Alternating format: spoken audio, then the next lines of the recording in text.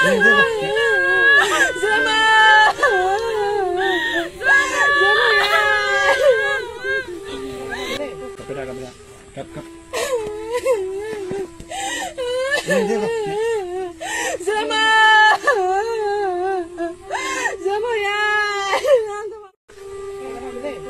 नायगिरि बिथांमोननिसिम आंनि खुलुमनायखौ बावहरग्रोनाय जाबाय। दिनैनि नैबे जों प्रेस मिट लानायनि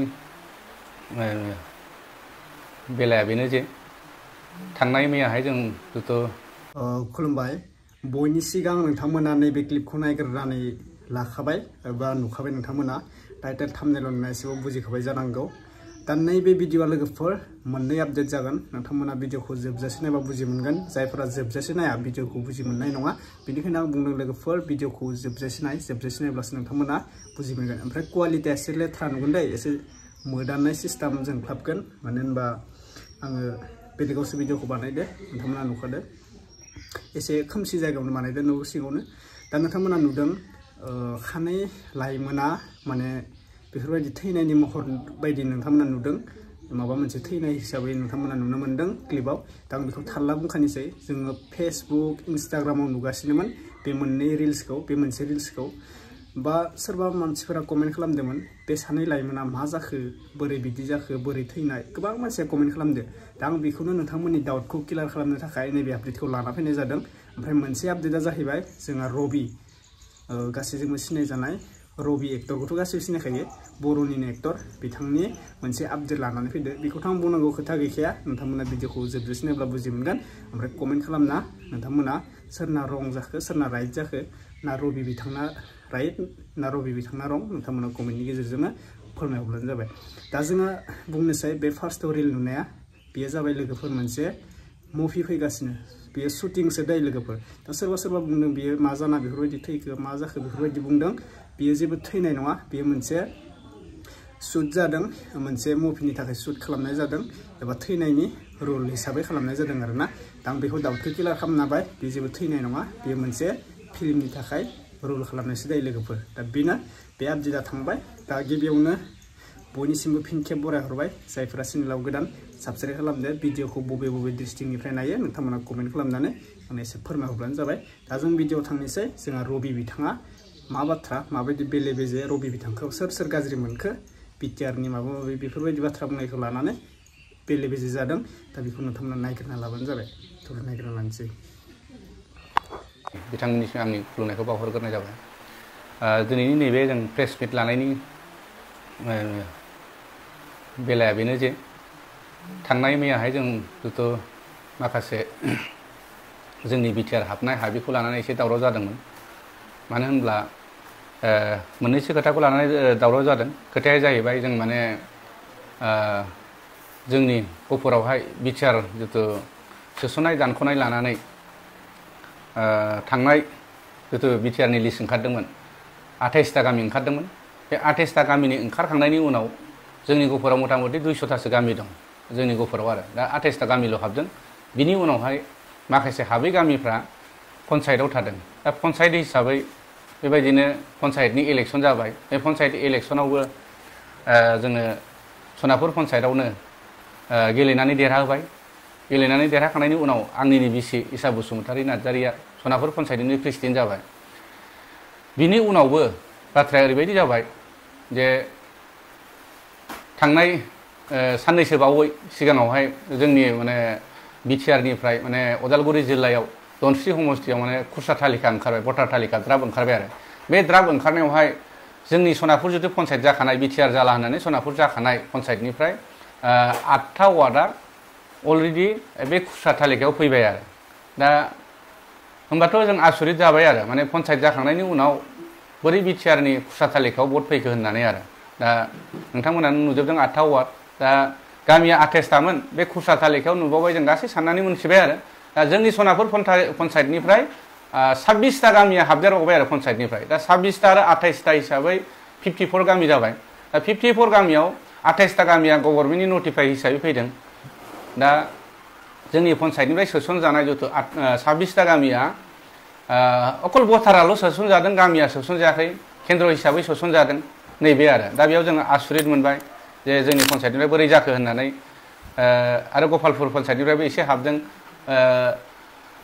आलुफारा पन्सायतनिफ्राय बिदिनो हाबदों ओमफ्राय उत्तर खलाबारिनिफ्राय हाबदों बेबायदि हाबदों हलंगि पन्सायतनिफ्राय हाबदों आरो गग्रा पन्सायतनिफ्रायबो एसे हाबदों बेखौ लानानै जोङो पन्सायत हिसाबै गामिनि जिथुनाखि जोंनाव अबराव भटार्स दं माने गुबुन हारि जाथिफोर बिसोरबो जोंनो कमप्लेन होबाय जोङो माने बोरै बिटिआरआव थानो मोनखो माने बिटिआर हाबखो माखो होननायाव बे समाव जोंनोबो एप्लिकेसन होबोदों बेखौ लानानै जों ज' पन्सायत मेम्बार माने प्रेसिडेन्ट सेक्रेटारि रायलायनायनि गेजेरजों मोनसे सोंलु सोंबाय माने जे माने एडिसिनावहाय बोरै सोङोब्ला फर्मेलिटि थाङोब्ला मोनसे बे सोंनोखौ हागोन जों डाइरेक्ट थांनानैबो सोंनो हाया हिसाबै जोंनियाव नैबे लिरनाय दङ एडिसिनि हिसाबै जों लिरदों दा लिरनायाव ओरैबायदि लिरदों थ्रुयै माने एमएलएनि थ्रुयै लिरदों जे एमएलए महोदय माने जोंनि माने बिटिआर जाखांनायनि उनाव सनापुर पन्सायत जानायनि उनाव बे सनापुर पन्सायतनिफ्राय उदालगुरि जिल्लानि धनस्रि समस्तिनि माने भटार खुस्रा तालिकायाव 8था वार्डआ हाबसननानै फैबाय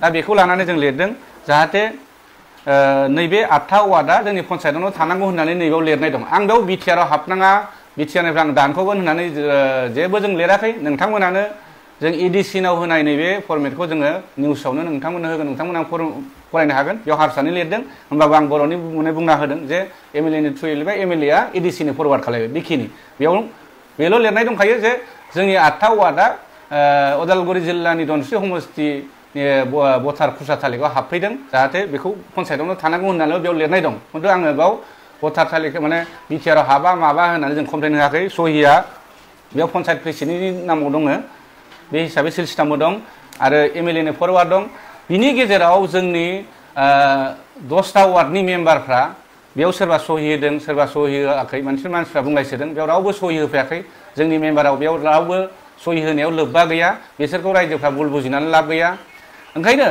आं मोनसे खोथा आरो जेनेबा आंनि बे लेखाया जुदि बिटिआरआव हाबनायाव जोंनि रायजोनि बिटिआर हाबनायाव पन्सायत जाखांनायनि उनाव बिटिआर हाबनायाव माबा मोनसे एफेक्ट जादोंबा नोंथांमोना जोंखौ बुंबानो जाबाय जोङो थांनानैबाबो बे लेखाखौ जों बोखारनो राजि माने दा जोंहा रायजोखौ नोंथांमोना नुखाबाय लोगोफोर आंहा बुंनांगौ खोथा गैला बाथ्राया जाहैबाय रबि बिथाङाबो सैथोखौनो बुंनांगोन ओमफ्राय सोरबा सोरबा गाज्रि मोननाय मोजां मोननाय बेखौथ' आंहा बुंनांगौ खोथा गैखाला दा रबि ब्रादारा मा बुंदों जों भिडिअखौ जोबोसिन नायबाय आङो भिडिअखौ होजोबासै भिडिअआ गोबां गोलावमोन 21, 22 सोरबा बेफोरबायदि फेसबुकनि गेजेरजों नुनो मोन्दों बेखौ आं निउस चेनेलनिफ्राय लानाय जादों इउनाइटेड ना मा निउस चेनेलमोन जोंनि बर'निनो इउनाइटेड ना इउनाइटेड आं नायासै नायदोंमोन बावगारबाय नायफिननांगोन आं बिथांमोननि निउसखौबो नायबाय थायो दा बे निउसनिफ्राय आङो 21 मिनिटमोन दा बेखौ होजोबनाय जायासै गुबुननि चेनेलनिफ्राय लानानै भिडिअखौ होजोबनो हाया आं ससेखौ होबाय जुदि नायनो गोसोबा नोंथांमोना इउनाइटेड ना मामोन